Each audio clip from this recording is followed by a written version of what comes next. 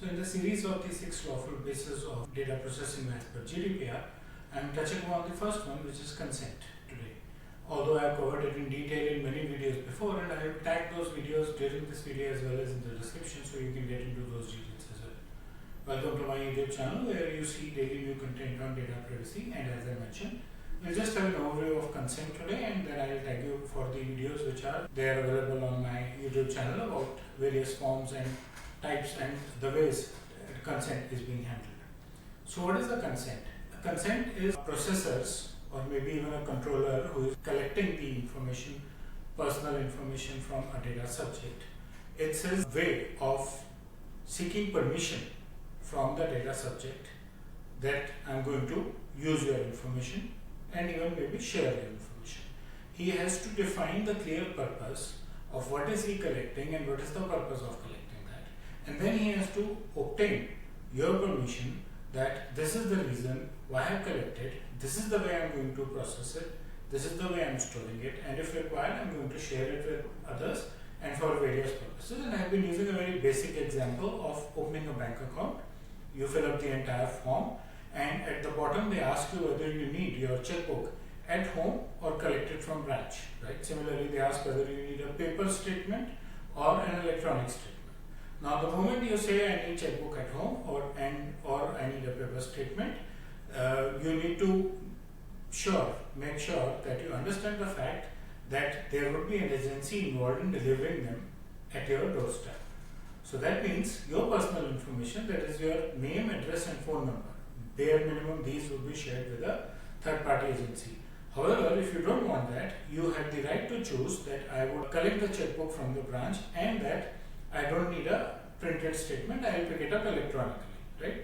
So what you are saying that don't share my personal information with anyone else, I will handle this part of it myself. So you are not giving them the consent for sharing the information to a third party, though you have given in that form the consent to open the bank account, and maybe if it's not a saving account, it's like a loan or anything else, even to charge interest and on the applicable rates. You have given all those consents and you have not given the consent to the bank for delivering the documents at home, which indirectly means you are not giving the consent to let them share your personal details with the courier agencies. And by the way, this is also called granular consent. We will talk about it also later in a couple of slides.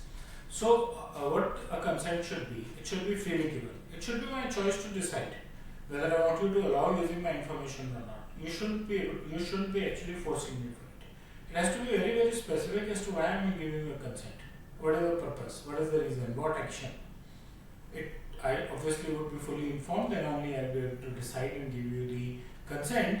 It has to be unambiguous. That is, I don't have any confusion on whether I am clear on the purpose or not. Ideally, until I am not clear on the purpose, I am not giving the consent. Once I am giving the consent, but you also have to make sure that your explanation on document should be very, very clear. And the consent as per GDPR should be withdrawable at any point in time. If a user, a data subject, thinks he does not want his information to be processed, he could go ahead and withdraw his consent.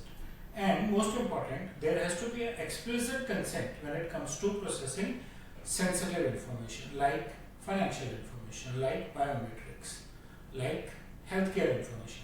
So these are sensitive personal informations, and an explicit consent should be taken, which practically means that the language of explaining the purpose should be with clear affirmations. I am going to use your biometric fingerprint for, right?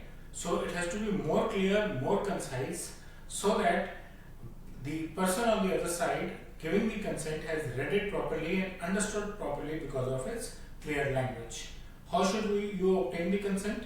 There are various ways, application forms and special application forms, like I gave you the example of opening a bank account, taking loans and all. So you fill up a physical form and there you tick mark, I need this, I don't need this. So the option of ticking mark is something which is granular consent, where you decide what all options you want to have, what all you don't want to have, right? You don't want door delivery of your statement and checkbook, but you do want that account should be opened, right?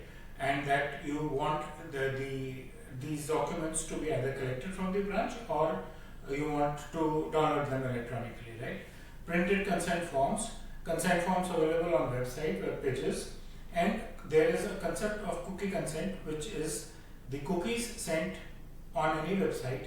They crawl into your system and start jotting down your preferences. That helps you increase your experience when it comes to looking at the website, browsing the website, but that also captures your personal information, and sometimes the marketing agencies want to transmit this back to their owners to use your personal information in future, right? So when it is a cookie thing, then there is a cookie consent form that comes up, pops up when they are capturing cookies, or it should at least, right? So cookie consent is another consent.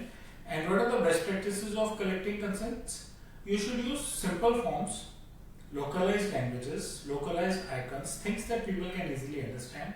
Give them examples, tell them how this consent is going to help them or not help them, whatever is the case, and explain them the purpose and impact of the consent. That has to be very, very clear. You have to also stay very, very cautious that you are not relying too much on consent. GDPR does allow processing some information in some cases without a consent. We have already spoken about it, and that's the 6 bases of the data processing, which is also called the legitimate interest processing. So we'll talk, we have already spoken about it, and we'll cover some more details in the next few videos. This was the first basis of lawful processing of your personal information.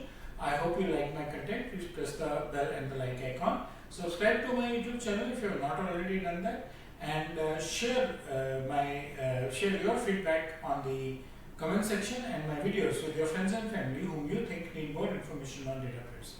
Thank you.